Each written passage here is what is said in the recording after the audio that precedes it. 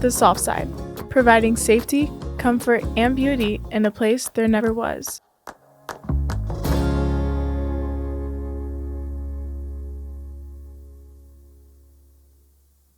We would like to extend our heartfelt thanks to Total Max Homes for being the title partner of Gusto with GD Season 3 Business Edition.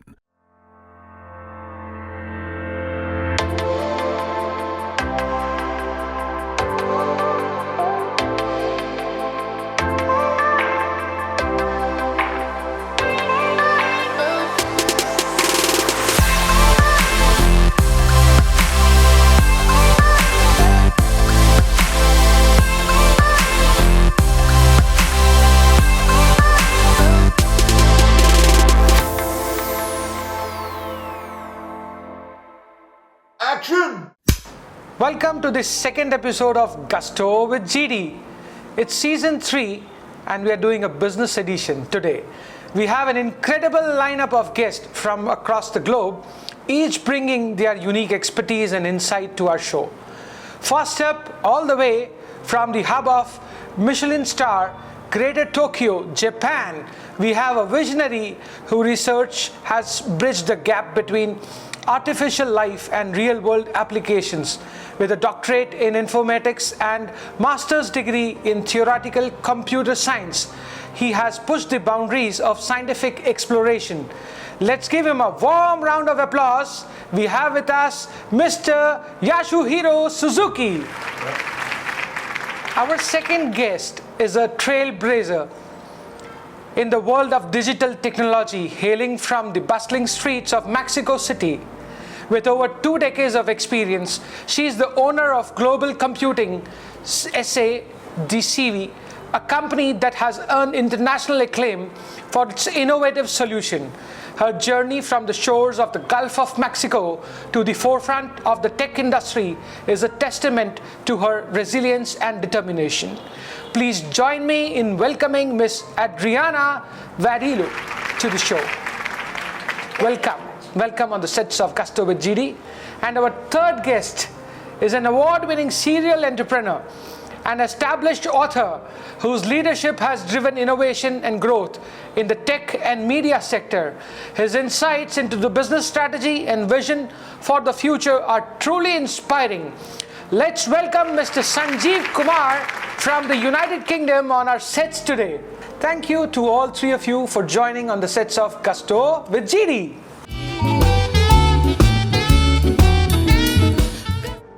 Hello and welcome on yet another episode of Gusto with GD. And today we have three beautiful friends all the way from Mexico, Japan and United Kingdom. How are you feeling? Excited? Yes. We are very happy and excited about being here. Thank you very much for the invitation. How about you, Sanjeev? Very much so. I mean, you have an international audience. Oh yes, of course. We're going to enjoy. We're going to have some fun talking. And I think, the first round is a basic round wherein we will be understanding upon the success formula, the success mantras which you have followed and which has given your business a driving, seat. So I think, you all have done good, successful careers. And I think to give the justice to it, let me start with Adriana. Few questions wherein you can share your life journey to the audience. So my first question to you, Miss Adriana, is your journey in the tech industry began with working at Microsoft and later established your own successful firm, Global Computing. What inspired you to start your own business actually? Well, thank you very much. What inspired me was that when I was working in the field with professors, researchers, and students, I realized that there was a separate world between technology and the universities in Mexico. So I thought that it was important to become a facilitator and bridging the gap between industry and academic market. So I started to offer software products for them. I seated with them and understood their needs. I understood what they were doing as a daily task, what they were missing in the research project. So I started to look for those tools so that they could be more productive in their daily tasks. So global computing has done a lot of things in a way. So your company, Global Computing, has been recognized for bridging the gap between academia and industry. So can you share some more examples for the audience to know it much better?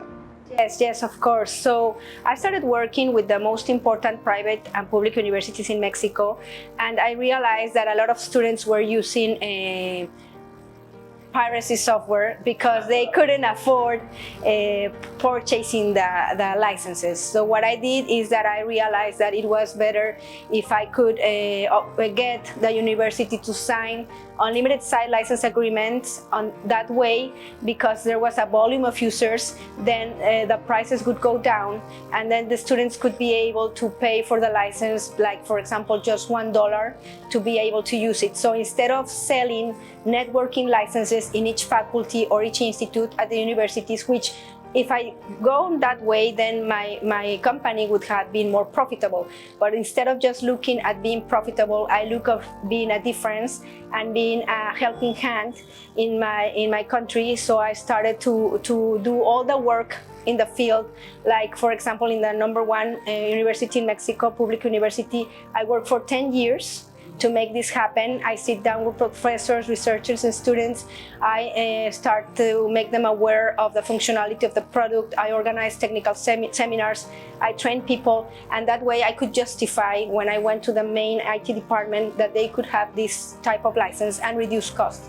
So that was an example of the way that I have been working in my country to make technology accessible to all, even if that means that I have to work long time and long years in the universities. I have heard that you have been working as a leader for building and uplifting women in the workforce. I think which is a commendable thing. But how do you ensure that women in your company have opportunities to thrive professionally while balancing family life? Well, in my own personal experience, because I realized that I was not given that opportunity, so that I had to sacrifice my sleep in order to make my company successful. Then I realized that women didn't have opportunities, like for example, to be in their houses and take care of their children. So I offered them in my company part-time positions, so that way they can work with me in the mornings and be in their houses in the evenings, and change the mentality in terms of just not fulfilling a schedule, but be productive. Like it doesn't matter if you work 6 hours, but you are productive. And that was the way that I did it in my own company. And how are you planning to expand now? Are you planning to move out from Mexico and take this mission ahead to the rest of the world, or your primary mission and goal is to do the women empowerment work in your area? Well, I opened a subsidiary office in Colombia in 2014. So definitely I think that it is important to be an example in other countries. And also, well, in my own family, I have a daughter, and she is now studying information technology in Penn State University. And she has already told her teacher that she wants to be an entrepreneur. So I think it is important to send a message out in the world that you can be productive, that it doesn't matter just to fit in a schedule or work certain amount of hours, but it's possible that you can be productive in any time, in any country where you are. Like for example, right now we're here, but we can work in the time that we have and make the work done and be productive. So I think it is important to send a message to the world that you can be multitasking, that you can run your own family, you can be in your house with your children, you can be a mother, but you can also run a company if you organize very well and make the most of your time. And what do you agree with this, Sanjeev? I think women liberation, women empowerment is utmost needed, and I think Suzuki, you will also agree. So what do you guys think on this, right? I mean, firstly, well done. I mean, I really like that. I mean, you know, the idea that you have, I mean, look, culturally, I think Mexico is quite close to India. Absolutely. And I think you have pioneered something, right? And I think all the power to you. And I think it's a commendable job, and Latin America badly needs it, because you have that cultural thing that you and I can relate to. But if I was just a Londoner, I would say, well, this is how it should be. And maybe, Suzuki, if you want to value add to this, I think, do you agree that women empowerment definitely needs? Yeah, because I work in cosmetics and beauty companies, so 99% ladies. Wow. Yeah, just only one. So, yeah, So it's the other way around. Yes. Okay. So we all agree with you. And now moving on, I think I would say that what role do you see technology playing in empowering women? Because I think I want to take this discussion of women empowerment a little ahead. So empowering women and promoting gender equality specifically, because I think gender equality is one of the goal in the UN Sustainable Development Goals 2030 as well. So what are your views for them? Well, I think that it is very important, the gender equality. I have a son and a daughter, and I have raised them at the same way. Well, also understanding the difference that they have because of their gender, but with an equal base. And I think that technology helps us a lot, because technology is helping us to work everywhere at any time. So I think that we should take advantage of this benefit that technology provides us, so that we can show the world that we are capable as men, and be showing that it can be done, that it is possible. Very nice, very nice. I think a lot of inspiration is flowing through, a lot of energy flowing through, right? So you have expressed interest in representing and distributing software products in Mexico, if I'm not wrong. So what factors do you consider when selecting software products to represent, and how do you ensure that meets the needs of the Mexican market? Well, first of all, I think that we need suppliers that understand also our market, but it is our job to make them aware that it is a different different economic or business model that we have in Mexico.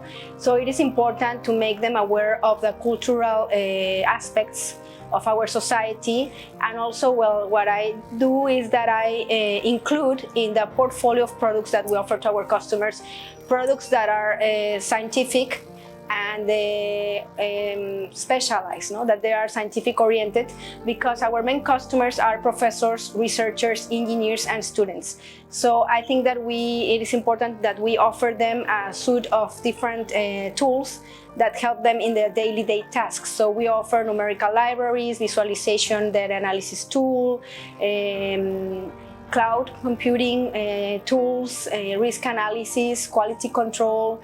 So we are diversifying ourselves. So we were first very strong in the academic and scientific market, and now we are diversifying ourselves to the industry. Diversification, I think, is a key, and I think probably you have to keep on moving on and learn things, because otherwise you are outdated and you're thrown out of the market.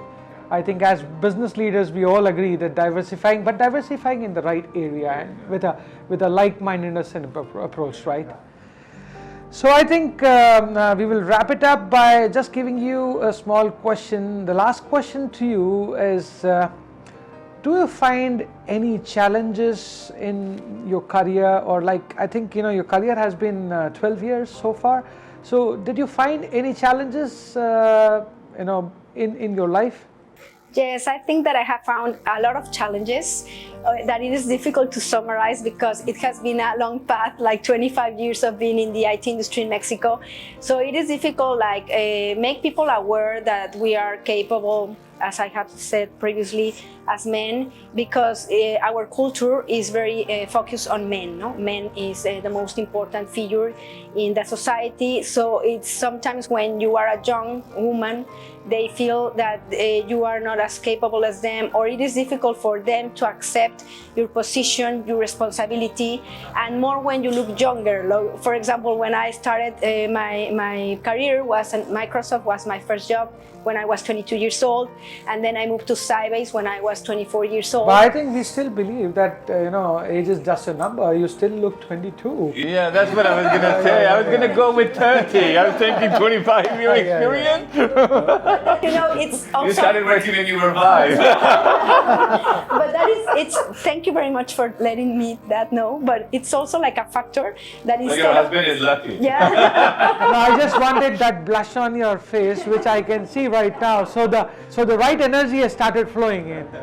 But it's instead of going in favor of us, like looking younger, it goes against us, like culturally speaking. If in Mexico, yeah, they see that you are young and a woman. It's like they feel that you are not like professional, or that you're not going to be formal, or that you are not going to do the job correctly.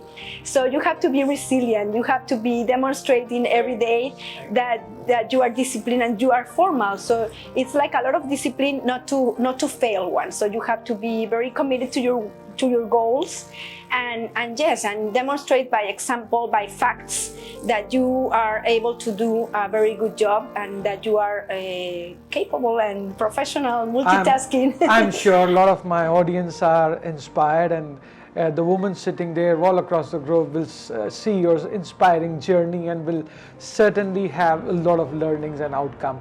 We will come back to you. Thank you so much. It was indeed a wonderful experience sharing which you have done with us. Moving on, I think Suzuki, I would like to throw some questions to you. Are you ready and prepared? Yes. Excited? Yeah. Is the energy flowing in? Yes. Can I see that Suzuki smile on your face? Okay. Yes. So my first question, can you explain the concept behind Tactile DX Lab and the specific focus of your research? Okay. So I have a dream, and I have a mission. Yeah, that is connecting nature and human directly by using informatics. Yeah. So I have decades and experience in basic science. Yeah. And I realized that in this planet there is a common language. Yeah. It was used in by molecules, cells, animals, everything. Wow. Yeah. That is tactile sense. Molecular and molecular gliding, and feel the gliding by tactile kind of, and recognize this is good or bad.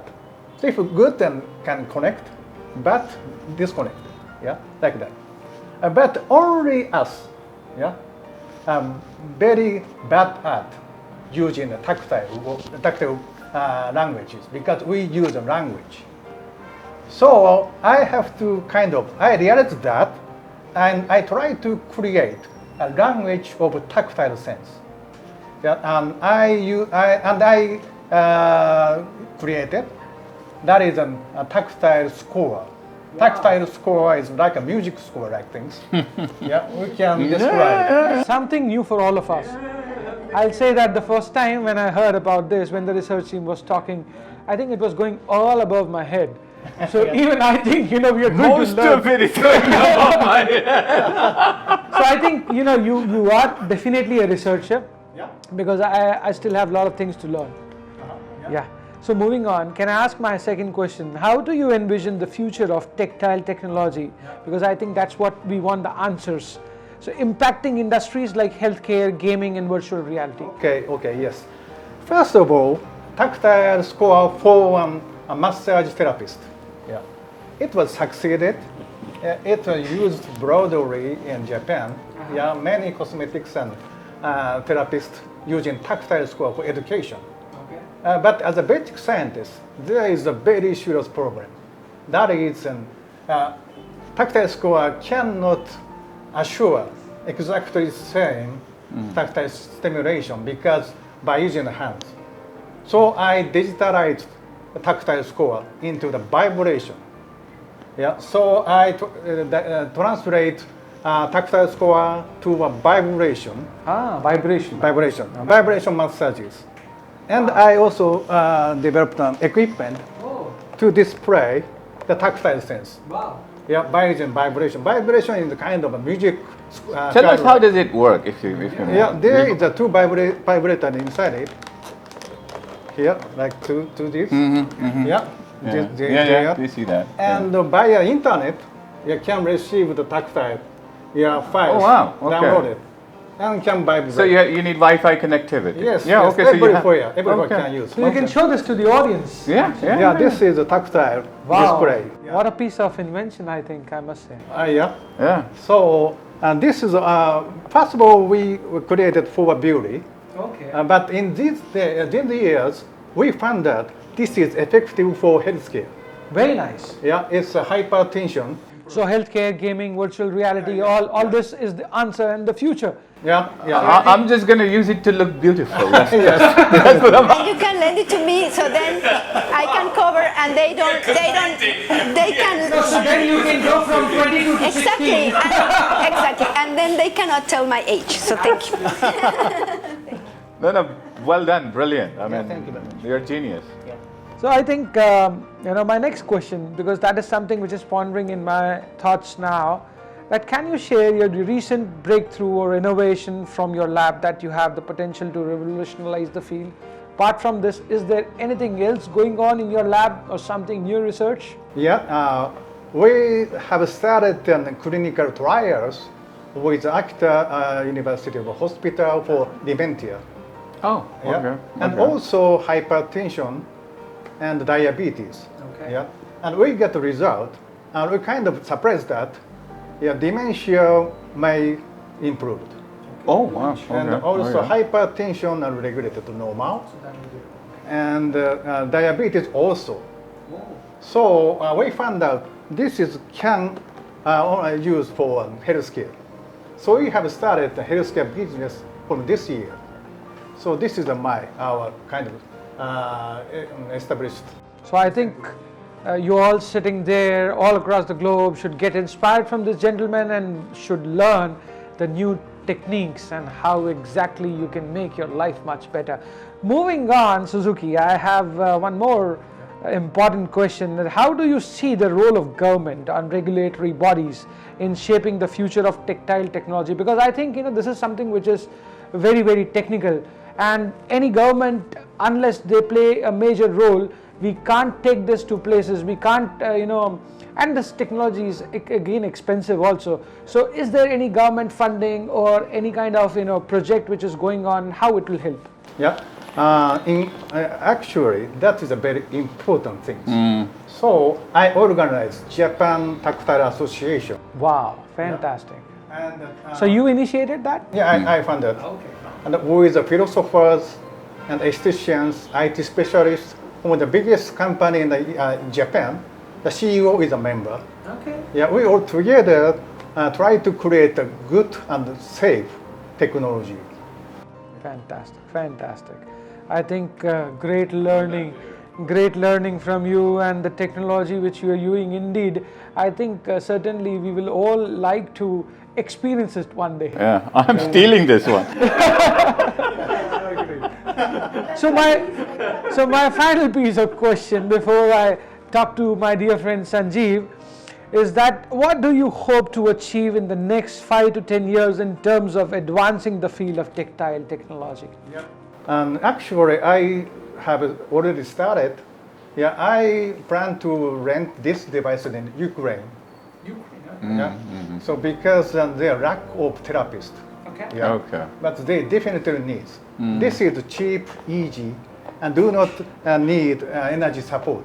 Do not batteries needed. Oh yeah. Okay. Yes. Wow. So I would like to deliver to the place such a therapist needed people. I would like to deliver all over the world. So you want to make it cheap and you want to deliver it all across the globe. Yes.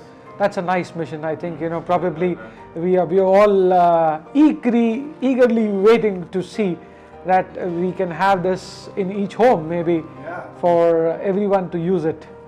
Fine. Thank you so much, Suzuki. It was pleasure talking to you on the sets of Gusto with GD. Now we have our guest, Sanjeev. And I think he has been patiently waiting for his turn. I've been enjoying. It's not a wait, so well done. Thank you. Thank Yeah. So Sanjeev, I think your journey has been full of colors, and I think as a serial entrepreneur, you have a beautiful journey. So why don't you start by diving into and telling something like, which is a story of your own words, that how you started and what exactly you're doing today. I was gonna request a sad song to start the journey because it was a lot of sadness. Okay, we'll have it in the playback. Yeah, please play it. Because being an entrepreneur is not easy. You understand that? Ah, God, it's you need a very high level of resilience, and your ability to withstand pain needs to be at a different level. And I tell my friends, some people will not be able to do what we are doing because they just don't have the capability to take that much pain. I completely agree. And especially when you're coming from a country like India, and when we were growing up, now things are so easy. I mean, young people will say, what is he talking about? But when we were growing up, getting a passport for us was a challenge. Absolutely. So this is the country where we are coming from, but that's why people of Indian origin have succeeded also. Because odds were completely against us. Yeah. Odds were completely against us. And that's why you see as many temples and mosques and churches in India as people. Yeah. Because this is a country where gods really work, and that's why they're not working in other places. I joke with friends, and some of my friends say, oh, look at what's happening in Ukraine, look at what's happening in Palestine. I say, sorry, God is still busy in India. When God is free from India, He will attend to other things. So, there is a lesson for all of us, because no journey of an entrepreneur is easy. And I have nothing but empathy and sympathy for anybody who wants to go on that journey. That's what I will say. So I think you have been a passionate entrepreneur and a serial entrepreneur. So that is what has transformed your journey. But when it comes to transforming ideas into successful venture, what is your approach to this process? And how crucial do you believe individuals are in the execution and realization of their entrepreneurial plan? That's a very good question. I think, an idea is only as good as, nothing. I will use that word, yeah. If you don't get a buy-in from people, that idea is worth nothing. In Hindi, we call it khayali pulao. Exactly. I didn't want to say it because we have two international guests. No, we'll have it a translation. Yeah. So you have to get buy-in, and you have to be pragmatic. Sometimes what happens is you may think this is the best idea, but in all reality, in every possible reality, it is in fact not a great idea. So you have to be very realistic, and you have to get buy-in from people. And what I have seen personally is I started from this idea, and the final product you see is probably 20% of my original idea. Okay. And I am happy that accident happened, because I had that ability to take that journey where I'm saying, I need help from people, and I need buy-in from people. And if people are kind of giving me their buy-in, it means that they are seeing themselves in that idea. Very nice. So if they see themselves in that idea, then it will succeed. And I take the prime example of Bible, for example. If it was just for one specific person, it will simply not work. Bible appeals to everybody in a way, and that's why Jesus is a successful character. And some people might get offended, because why are you calling Jesus? This is another problem that you face in the world today. This is how it is. You have to get buy-in from people. Otherwise, it simply does not work, because at the end of the day, a business is as good as its people. Absolutely. I think, I completely agree. And both of my other friends also will agree that, this is utmost needed for anyone to grow. And to succeed in life, we must have different plans. And I think, as you have mentioned, in a daily practice of self-reflection, in your conversation before. How has this routine contributed to your personal and professional development? I think all of us, I'm not preaching, but by being alone on my own for at least 35 to 45 minutes has helped me immensely. Wow. Yeah, so, you start with all the negative thoughts. You hate yourself, you go through loneliness and all that. And I love nature, so I'm lucky that I live very, very close to Hyde Park. So Hyde Park is like my home, and I go there, self-reflect, and for initial 2-3 minutes, it's all negativity. It's all negativity. I would say 70 to 80% of my thoughts are all negative. But then what happens is you let yourself go. You forget, all of that. And that me time, that 35 to 45 minutes, is where magic happens, where you understand what is your limitation. I just 2 months ago, I've started a new project, a healthcare project. I was thinking, things sometime, most of the time in business, what happens is you plan something else happens. And if you are the entrepreneur, then you are the one taking all the pain. You are the one taking all the pain. So I said to myself, let's have a bet. If I win, then I have to stay ahead of the pain. Very nice. If I stay ahead of the pain, then pain will subside and I will defeat the pain. And that's what I'm doing. That's the approach I take. So I think, that's the best approach one can take, because I think, that is where the energy comes from, and it gives you momentum to grow and to, be successful.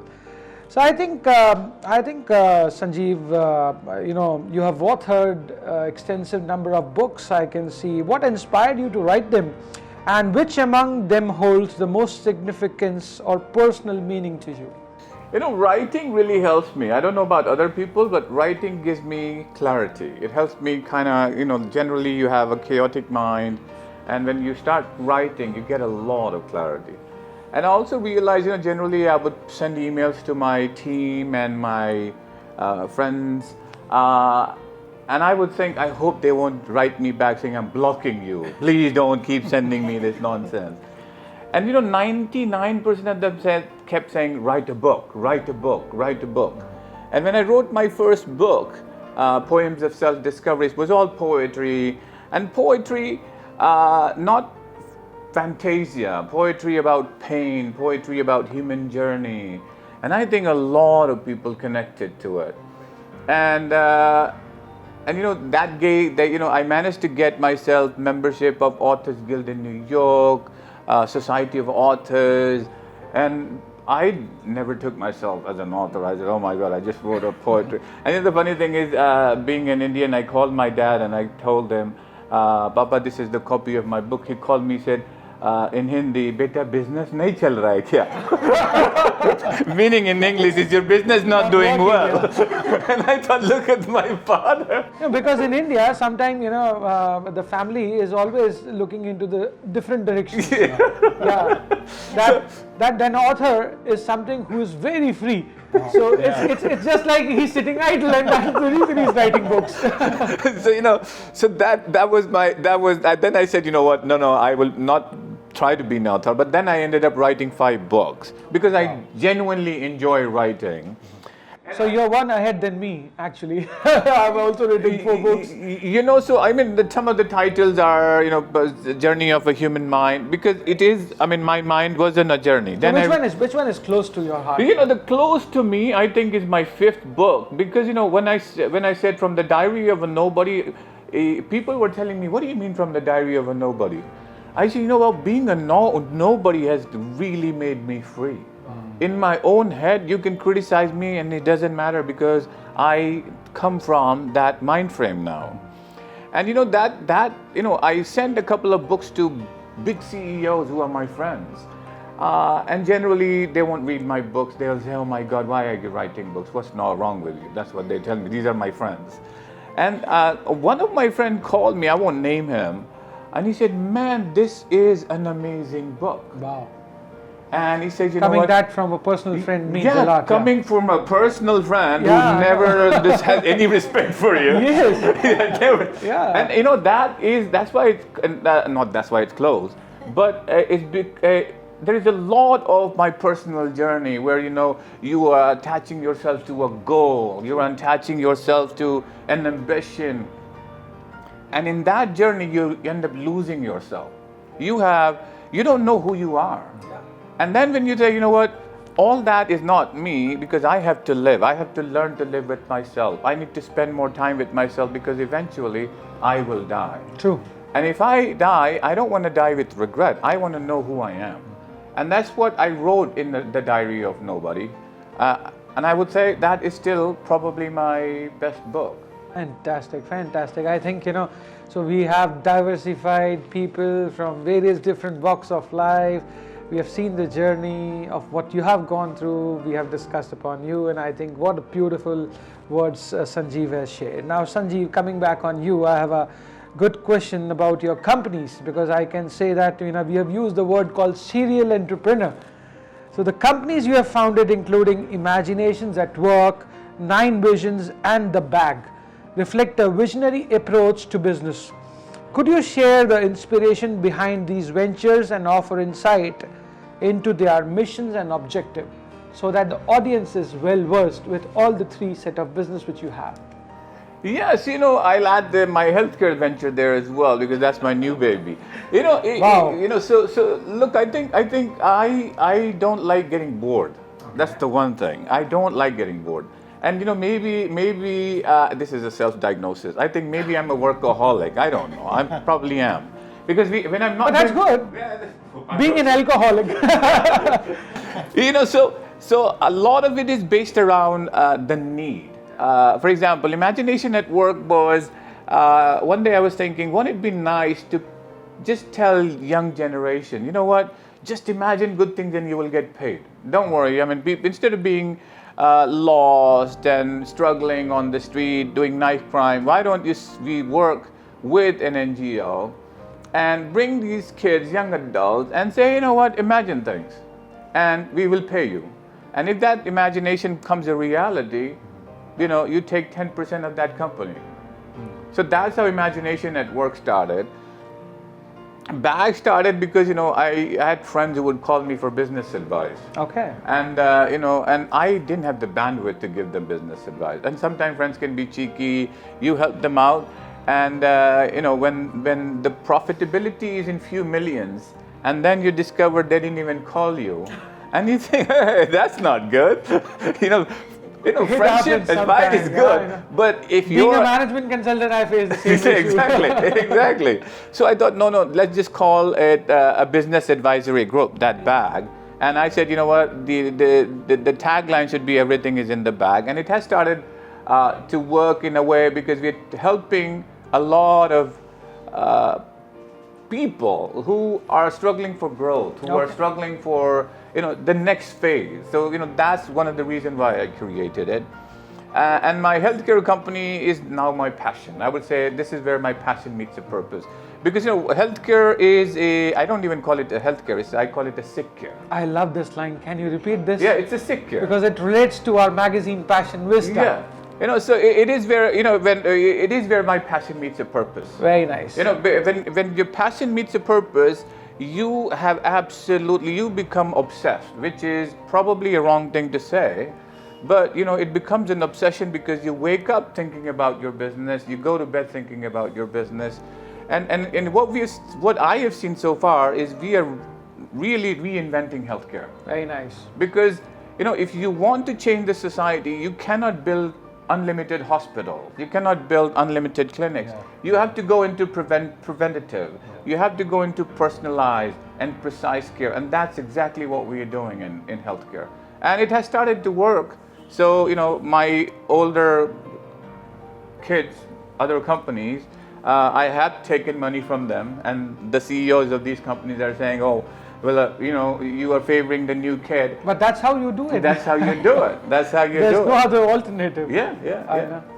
Fine. So I think, Sanjeev, you have inspired us a lot with your vision, mission, and the success stories.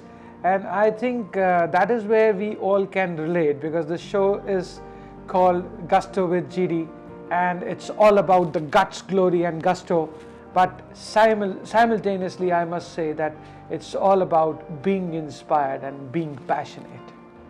Thank you. I think with this we end up the first segment, wherein we have seen the introduction, we discussed upon business, and now moving on, let's move on to our next segment, which is a fun-filled segment of Gusto with GD. And you're watching Gusto with GD Season 3, brought to you by Unified Brains in association with Passion Vista. It's your very own luxury, lifestyle and business magazine. And let's get to the next fun-filled segment of Gusto with GD Season 3, where we have business people this time. And now I'm going to put you through a test. And that test is where we put your tongue to a twist. And as we say, it's called the tongue twister round.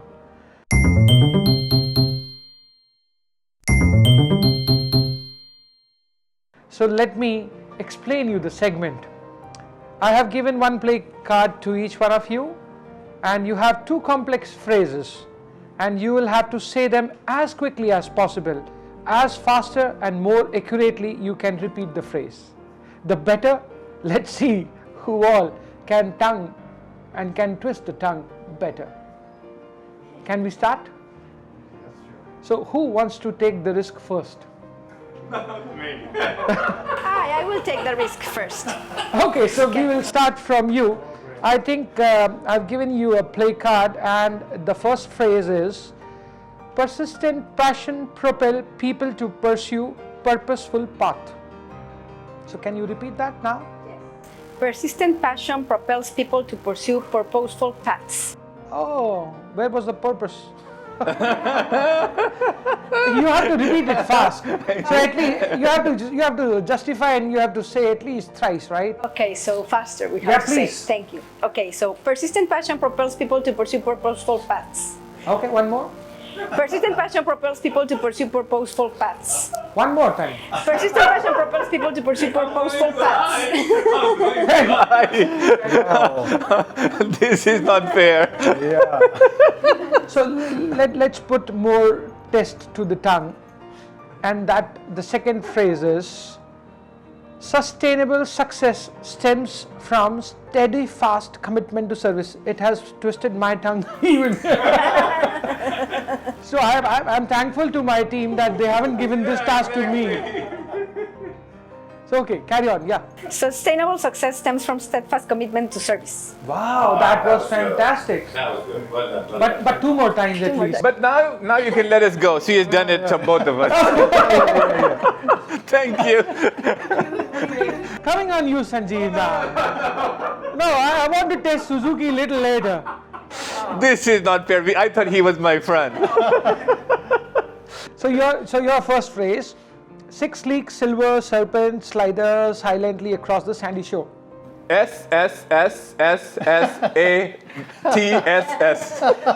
Very nice. He wants to skip the entire section. You're gonna get negative marking, So I think possibly you can read it once loudly for all of us. Oh my God! You know what? My real problem is I have a vision problem. Oh. I can't read it. So I can get your eyes checked. Don't worry, and we can get you better vision. Oh God! Seriously, you're gonna do this to me? Oh my God!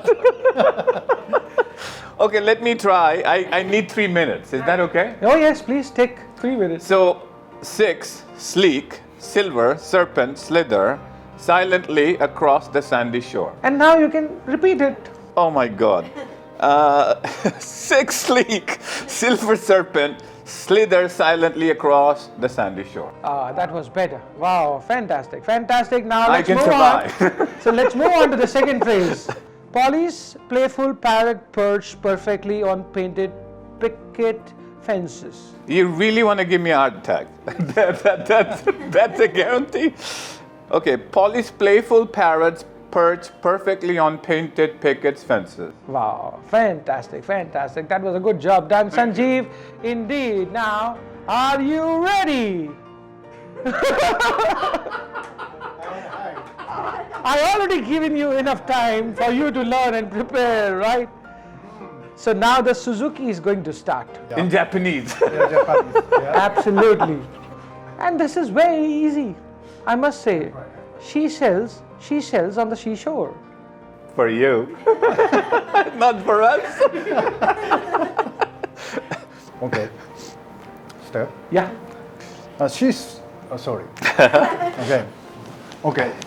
I can hold you. You're ready. Okay. Okay. She sells by the seashore. She sells at shore. She sells. Wow. But 2 times more. I want you to sell the seashore. Okay. Tell him you have a headache. Okay. I try. Okay. He's dehydrated. 1, 2, 3, start. Okay. She sells by the seashore. She sells at shore. She sells. The problem is in the she. Because I'm Japanese. Fantastic. I can give you this Do, one. do you know some rhyming in Japanese which you can do? No. Any tongue twister which you know in Japanese maybe for us? Okay. Yeah. Okay. 隣の客は下級客だ。I never understood what was it. Makes sense. Okay. To me. No, you say we all three will repeat. No. I'm not doing it. No. Thank you. That's why Kumar is writing books. He writes books because he's better than. Oh my God, I think it was a really funny section, but we all enjoyed. I hope you enjoyed. How was it, Sanjeev? As long as you don't ask me to repeat what you're going to say in Japanese, I'm going to enjoy No, we'll it. try once. We'll try once. No, We'll try once. Please, not now. Okay, me and Andrea. Okay. When I'm 99-year-old, we will try it. We have more difficult ones in Spanish. That's why this is easy because we have more difficult ones. Ah. Spanish like tres tristes, you see? I cannot say it. Tres tristes tigres tragaron trigo en un trigal. Oh my God. Try one in Hindi and let's see if they can try it. Kacha papad, pakka papad. Kacha papad, pakka papad. Kacha papad, pakka papad. Kacha papad, pakka papad. Kacha papad, pakka papad. Oh, great. See? Sanjeev can try No, this one. No, I will end up saying pakar, kakar, chakar. Anyway, it was great. It was a fun moment. I think we all enjoyed. And now moving on. Now we again have to come in the business shoulders, right?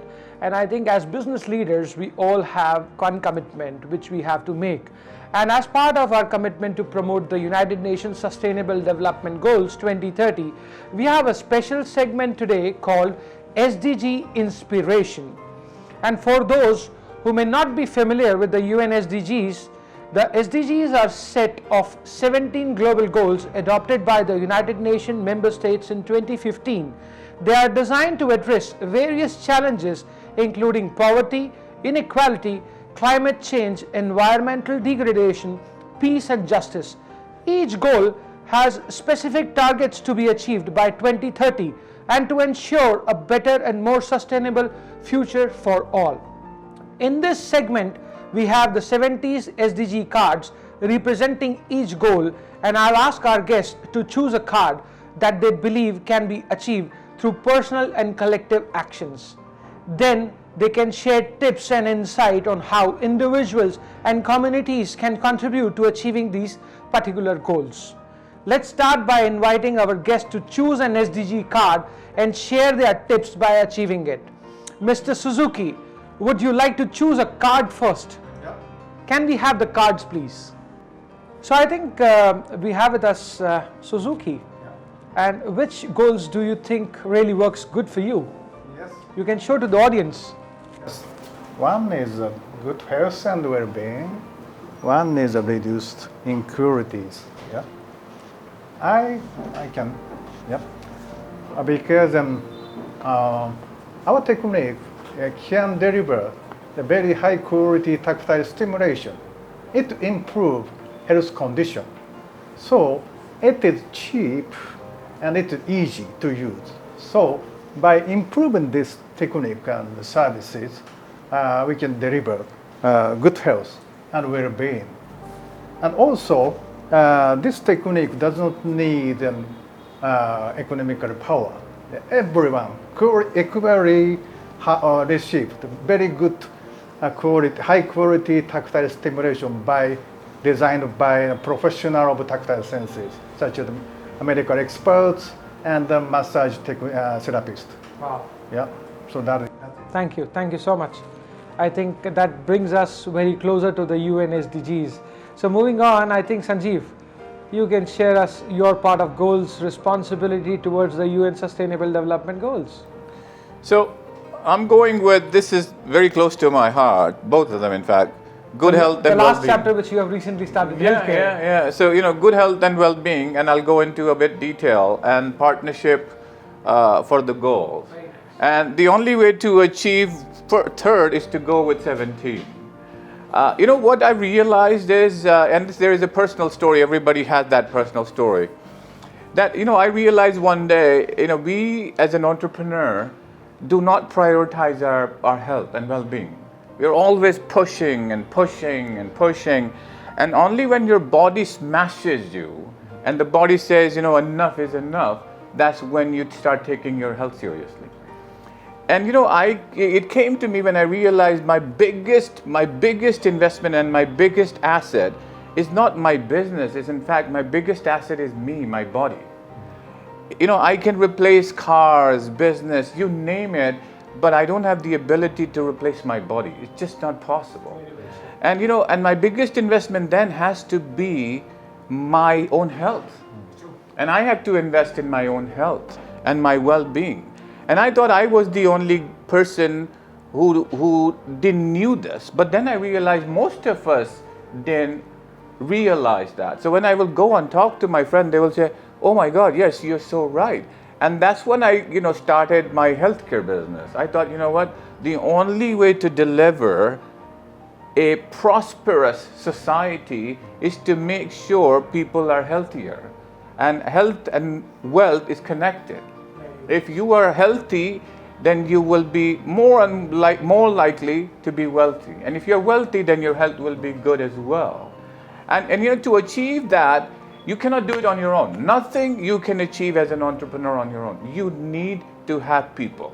You need to go and tell people what you're trying to achieve, and if they buy into that vision, and if they make that vision their own, then it works. That's why partnership is key to achieving your ambition and achieving your goals. And then you have to let it go. You have to let it go and say, hey, this is mission successful. And that's what I think. If we can deliver, we have 8 billion people on the planet. Very well said. Yes, of course. I think, this is what we all feel like, collaboration. And I think for any business to grow, collaboration is the key. Moving on, Andrea, I think, what are your goals which are close to your heart? Well, I chose quality education and industry innovation and infrastructure. Regarding quality education, I think that education should be more personal oriented, because I think everybody is different and we cannot have an education that is general for everybody, because some people are more talented than others, and I think that the people that are more advanced and the people that are less talented are the ones that suffer. And I think that education should be based on talents and not only concepts or knowledge, but I think it should be important to base the education on each unique talents. Very nice. I am sure these tips will truly inspire our audience to take action and contribute to achieve the SDGs. And let's all remember, be inspired, be passionate, and embrace the spirits of guts, glory, and gusto in our efforts to create a better world. Thank you so much. With this, we come to an end to the second segment, and I think it's the time for us to do some more fun testing. Are you guys ready? I am ready. Excited again. I can see a very nice smile on Suzuki's face. Thank you very much. And I think, each one of you have different talent, but I'm going to put your talent to a test. So it's the time for our next segment, and the next segment is called Laugh Out Loud. Where our guest will showcase their wit with humor. So can we all laugh out loud? It's called It's like laughing it out loud. In this segment, I'll present you all with a scenario, and your task is to craft a humorous response or joke fitting for each situation. This segment promises to be both entertaining and insightful, offering a glimpse into your humorous sides. Let's witness this comedic prowess and see who can charm us with the most creative response. No pressure. No pressure. No pressure. No pressure. So I'll start with the first scenario. Let me start. Picture yourself at a business conference just moments before the keynote speaker is set to take the stage. In a moment of mishap, you accidentally spill coffee on the speaker's attire. What humorous comment would you offer to enlighten the mood and ease the tension? So you have done a blunder by spilling the coffee on the keynote speaker, and now you have to think of a scenario wherein you can joke it out and laugh out loud to ensure that the moment doesn't become ridiculously poor for him to shout back at you. Okay. Okay. So you're trying for the first. Okay, you're going first, right? Go for it. Okay, go for it. Oh, this is a Japanese custom. Yes, split coffee at first. Good one, man. Good one. Oh my God. I was thinking I would go with that, but he killed me already. Not bad. I have to come. This is a Japanese custom. You should coffee first. I was thinking of that. What did you hack me into my brain? Not good. How about you? I don't know, I have a little bit of black humor, so maybe I would say, I'm sorry, sir, I think that you forgot to drink your coffee. I would just simply say I have been diagnosed with mental illness. So I actually don't do whenever I do such things. Blame my mental illness, man. And I have a certificate. I'm clinically. So nobody can touch you. Yeah, no, I have that certificate. Sanjeev is playing safe, you know. Okay, so the next one. Imagine a scenario where you were caught red-handed gossiping about someone, only to realize that the person is standing right behind you. How would you cleverly diffuse the situation and perhaps mend any unintentional harm to your relationship? It has happened to me, so it's okay. But you go first. I pretend the same person as might be fine, right? Yeah. So I pretend my kind of crazy person, like, sorry. No worries. Oh, yeah. Sorry. I cannot probably understand correctly. Okay, so I would say that a person is standing at your back and he is listening to what you are saying. You're gossiping and about you are gossiping about him. And he's listening. And he's listening and he caught you. So it's an awkward situation wherein whatever you are talking to somebody and you're talking about him, he has understood and listened to the entire conversation. So how will you, deal with it? Yeah, I have a very good voice. Okay. Yeah. Yeah, you have a very good voice, I know. I don't know, I would say something like, I'm sorry, I guess that you feel the same way about me. I don't know, something like that, because I have a little bit of black humor, as I say. I will go with I have a personality disorder. You know, when I face you, my personality changes. When you're behind my back, my personality. So sometime you will become mentally ill. Sometime you personality disorder. He's playing safe all the time. You know? Very nice. I think we all can relate to that situation because you have to get out of it. Obviously. And you have to fight it out loud. And unless you crack the mood in a way wherein he can be happy. So I think I'll also go with you. If I'll be in that position, I'll also go with you. Okay, my last one. Consider a moment of forgetfulness we have had all experienced. You enter a room filled with people only to forget your purpose for being there. As all eyes turn toward you, you break the awkward silence and regain your composure with a witty remark. Let me read it once again. Consider a moment of forgetfulness you have all experienced. You enter a room filled with people only to forget your purpose for being there. You know, genuinely this has happened to me once. And I had to quickly come up with something. So I said to people, look, I know why I'm here, but do you guys know why you are here? Oh wow, that's a So good one. all of you tell me, at least three of you. Good one. So it's like, why the hell you are here? I know why I'm here. I know why I'm here. But why the hell you are all here? Fine, so let them answer and explain, right? Yeah. And if you have three people telling you, then you know, okay, they are here for a conference and this is the conference about blah, blah, blah. So you say, oh God, thank God. So that's a good situation, I must say. And how about you, Suzuki? Have you faced any kind of this problem or situation? Who called me? Yeah, probably inside. Yeah. Yeah, who called me? Yeah. So I. Okay, you called me, so that's the reason I'm here. Yeah, okay. So why the hell you called me?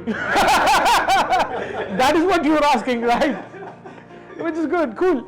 For me, never happened that type of things in my life. I never, so I wouldn't know what to say. We are all. No, because it's like I'm like the agenda of everybody else. So I am very focused, very concentrated. Fine, so you will create the agenda according to what your own wish, and you will ask others to follow. So whether it's a conference going on, you will create your own agenda and you will ask everybody to follow.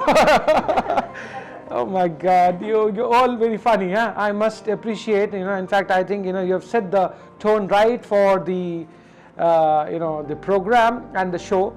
And I think moving on, I would like to have more laugh out loud questions, but I think with this we wrap up the laugh out loud segment. Let's take a moment to appreciate the importance of humor in life, because I think humor brings a lot of energy, a lot of positivity, a lot of insightful, entertaining vibes, which I think we all desire for, right? And that's the reason I always keep saying, be inspired, be passionate. In today's fast-paced world, where challenges and uncertainties abound, the abilities to find humor in everyday situation can be a powerful tool. So let's remember to embrace humor in our life, stay calm in the face of adversity, and find joy in the simple moments. This is what I think we all can relate up to. Let's strive to find humor in the ordinary, stay calm in the chaos, and spread positivity wherever we go. Be inspired, be passionate. So now it's the time for the grand finale of today's episode, the Think Tank Challenge. Get ready to witness our guest creativity and problem-solving skills in action. So are you all ready again? Yes, we are. Wow, I think I can see a little excitement, but not much. So where's the excitement now? There is a lot of nervousness here. After laugh out loud, I think, we all are calm and composed, filled of humor and energies. So now I'm giving your mental ability at a test. So this section is the Thinking Tank Challenge, the Think Tank Challenge. So in this exciting segment, our guest will tackle a common urban dilemma, the struggle to find parking space in congested areas. We have all been there, driving around in circle, wasting time and increasing traffic congestion. Our challenge today is to brainstorm ideas to make it easier for people to find parking spaces in congested areas, ultimately reducing traffic congestions and saving time for commuters. Let's see what these ingenious brains have. They have the solutions for us or not. So I am now giving you 5 minutes to brainstorm your ideas and get those creative brainstorming, right? So I'll be right back in 5 minutes. You all can discuss, share ideas, and come with individual and a common solution for this problem.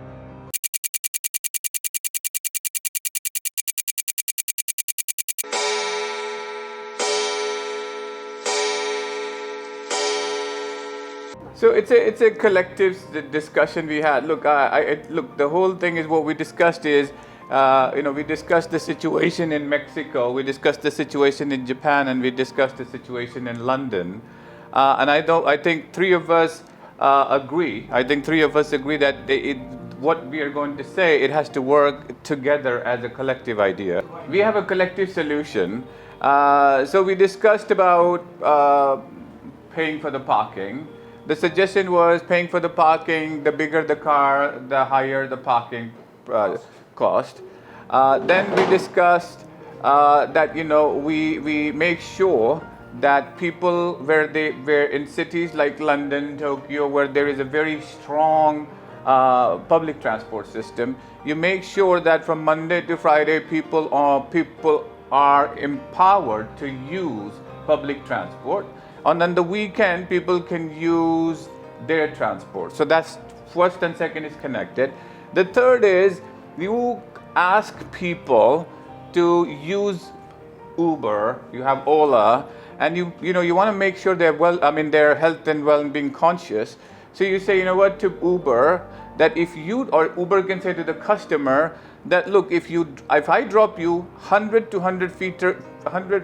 150 meters away from your destination, then I will give you 5% discount. Okay. So that allows people to also walk. And what it also does is you are not creating congestion, and there is parking spaces available for people. So I think these three ideas, when you put it together, it should work.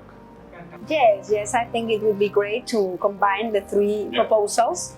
And a little bit different regarding the transportation system in Mexico City, because it's not very good. But coming back on this, I think incredible ideas, everyone. Thank you so much. And I believe that my audience have had a beautiful round of learnings and outcomes from you all three. So thank you once again for joining in for Gusto with GD. Thank you so much. And it's all about the catch Julian Gusto.